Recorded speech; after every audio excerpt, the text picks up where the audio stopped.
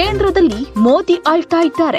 ಮೋದಿ ಮುಖ ನೋಡ್ಕೊಂಡು ವೋಟ್ ಹಾಕೋರು ಅಂತ ಕೆಲವೊಬ್ಬರು ಹೇಳಿದ್ರೆ, ಇನ್ನು ಕೆಲವೊಬ್ಬರು ಏನೂ ಗೊತ್ತಿಲ್ಲದೆ ಮುಗ್ಧರಾಗಿ ಪರಂಪರೆಯಿಂದ ವೋಟ್ ಹಾಕ್ತಾರೆ. ಇನ್ನು ಕೆಲವು ಇಂದಿನ ಯುವಕರು, ಯಂಗ್ ಜನರೇಷನ್ ಅಭ್ಯರ್ಥಿಗಳ ಪರ ಪ್ರಚಾರವನ್ನ ಮಾಡ್ತಾರೆ. ಈ ರೀತಿಯಾಗಿ ಮಂಗಳೂರಿನ ಅದೆಷ್ಟೋ ಜನರ ಅಭಿಪ್ರಾಯವಾಗಿದೆ. ಹೀಗೆ ಒಂದು ರೀತಿಯಾಗಿ ಜನ ಅದೇ ಚೌಕಟ್ಟಿನಲ್ಲಿ ಜೀವನವನ್ನ ಮಾಡ್ತಾ ಇದ್ದಾರೆ ಅನ್ನೋದು ಅಷ್ಟೇ ಸತ್ಯವಾದ ವಿಚಾರವಾಗಿದೆ. ಇನ್ನು ಕೆಲವೊಮ್ಮೆ ಅನ್ಸುತ್ತೆ, ಜನ ಕೆಲವು ವಿಚಾರದಲ್ಲಿ ಬೇರೆ ರಾಜ್ಯದ ಜನರನ್ನ ನೋಡಿ ಕೆಲವೊಂದು ಸೂಕ್ಷ್ಮತೆಗಳನ್ನ ಅರ್ಥ ಮಾಡಿಕೊಳ್ಳಲೇಬೇಕಾದಂತಹ ಅವಶ್ಯಕತೆ ಖಂಡಿತವಾಗ್ಲೂ ಇದೆ. ಯಾಕಂದ್ರೆ ನೋಡಿ, ಬೇರೆ ರಾಜ್ಯಗಳಲ್ಲಿ ಜನ ತಮಗೆ ಬೇಕಾದಂತಹ ಮೂಲಭೂತ ಸೌಲಭ್ಯಗಳನ್ನ ಕೇಳ್ತಾರೆ. ತಮಗೆ ಬೇಕಾದಂತಹ ಸೌಕರ್ಯಗಳನ್ನ ಪಡೆದುಕೊಳ್ಳದೆ ಶಾಸಕರನ್ನ ಅಷ್ಟು ಸುಲಭವಾಗಿ ಬಿಡಲ್ಲ. ಈ ವಿಚಾರವಾಗಿ ಬಂದಾಗ ದಕ್ಷಿಣ ಕನ್ನಡ ಭಾಗದಲ್ಲಿ ಹೇಳೋರು ಕೇಳೋರು ಕೊಂಚ ಕಡಿಮೆ ಅಂತಾನೆ ಹೇಳ್ಬೋದು. ಇನ್ನು ಗಮನಿಸಬೇಕಾದಂತಹ ಒಂದು ಗಂಭೀರ ವಿಚಾರ ಏನಪ್ಪಾ ಅಂತ ಅಂದ್ರೆ, ದಕ್ಷಿಣ ಕನ್ನಡದಲ್ಲಿ ಮೂಲಭೂತ ಸೌಲಭ್ಯಗಳ ಕೊರತೆ ಇಲ್ವಾ ಅನ್ನೋದರ ಬಗ್ಗೆ ಮಾತನಾಡೋದಾದ್ರೆ, ಎಸ್, ಇಲ್ಲಿ ಕೆಲವು ಭಾಗಗಳಲ್ಲಿ ಈಗಲೂ ಕೂಡ ಸುಸಜ್ಜಿತವಾದಂತಹ ರಸ್ತೆ ಇಲ್ಲ, ಒಂದು ಕಾಲು ಸೇತುವೆ ಇಲ್ಲ, ಟವರ್ ಇಲ್ಲ. ಈ ಪರಿಸ್ಥಿತಿಗೆ ಬೆಸ್ಟ್ ಎಕ್ಸಾಂಪಲ್ ಅಂದ್ರೆ ಸುಬ್ರಹ್ಮಣ್ಯ, ಗುಂಡ್ಯ, ಶಿರಾಡಿ, ಸಿರಿಬಾಕಿಲು, ಕೊಂಬಾರು, ಸುಳ್ಯ ಭಾಗದ ಕೆಲವು ಕುಗ್ರಾಮಗಳು. ಹೌದು, ಈ ಒಂದು ಭಾಗಗಳಲ್ಲಿ ಎಂದಿಗೂ ಕೂಡ ನೆಟ್ವರ್ಕ್ ಇಲ್ಲ. ಆರೋಗ್ಯ ಸಮಸ್ಯೆ ಉಂಟಾದಾಗ ಹೋಗೋಕೆ ದಾರಿ ಇಲ್ಲ.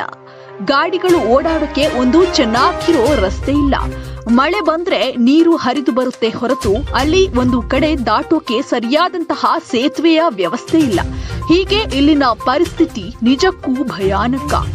ವೀಕ್ಷಕರೇ, ಬರೀ ಇದೊಂದೇ ಅಲ್ಲ, ಬೆಂಗಳೂರು ಇನ್ನಿತರ ಸಿಟಿಗಳಲ್ಲಿ ವಾಸಿಸೋ ಜನ ಪ್ರತಿದಿನ ಅಪ್ಡೇಟ್ ನೋಡ್ತಾ ಇದ್ರೆ, ಇಂತಹ ಕುಗ್ರಾಮಗಳಲ್ಲಿ ಇಂದಿಗೂ ಕೂಡ ಇಂಟರ್ನೆಟ್ ವ್ಯವಸ್ಥೆ ಇಲ್ಲದೆ, ಜನಸಂಪರ್ಕವೇ ಇಲ್ಲದೆ ಬದುಕನ್ನ ಸಾಗಿಸ್ತಾ ಇದ್ದಾರೆ ಇಲ್ಲಿನ ಜನ. ಇನ್ನು ಶಾಸಕರ ಬಗ್ಗೆ ನಾವು ಮಾತನಾಡೋದಾದ್ರೆ ಸಾಕಷ್ಟಿದೆ.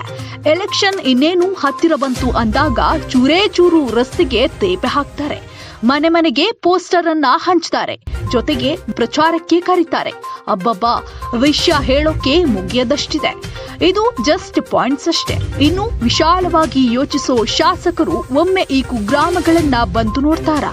ಇಲ್ಲ, ಜಸ್ಟ್ ಒಂದು ಎಲೆಕ್ಷನ್ ಟೈಮ್ನಲ್ಲಷ್ಟೇ ಬರ್ತಾರೆ ಹೋಗ್ತಾರೆ. ಇಷ್ಟೆಲ್ಲ ಇಲ್ಲಿನ ಸಾಕಷ್ಟು ಜನ ಹೇಳೋ ಮಾತು. ಕೆಲವೊಮ್ಮೆ ಅನ್ಸುತ್ತೆ, ಇಲ್ಲಿನ ಸಮಸ್ಯೆಗಳು ಕಣ್ಣಿಗೆ ಕಂಡ್ರು ಯಾಕೆ ಯಾರೂ ಕೂಡ ಶಾಸಕರ ಬಳಿ ಹೇಳ್ತಾ ಇಲ್ಲ ಅಂತ. ಅಥವಾ ಸರ್ಕಾರದಿಂದ ಬರೋ ಹಣ ಎಲ್ಲಿ ಹೋಗುತ್ತೆ? ಜನಸಾಮಾನ್ಯರೇ ಮತದಾನ ಮಾಡಿ ಆಯ್ಕೆ ಮಾಡಿದ ಶಾಸಕರು ಯಾಕೆ ಆನಂತರ ಬದಲಾಗ್ತಾರೆ? ಹೀಗೆ ನಾನಾ ರೀತಿಯಾದಂತಹ ಪ್ರಶ್ನೆಗಳು ಬಹುಶಃ ಎಲ್ರಿಗೂ ಕೂಡ ಕಾಡಿರುತ್ತೆ.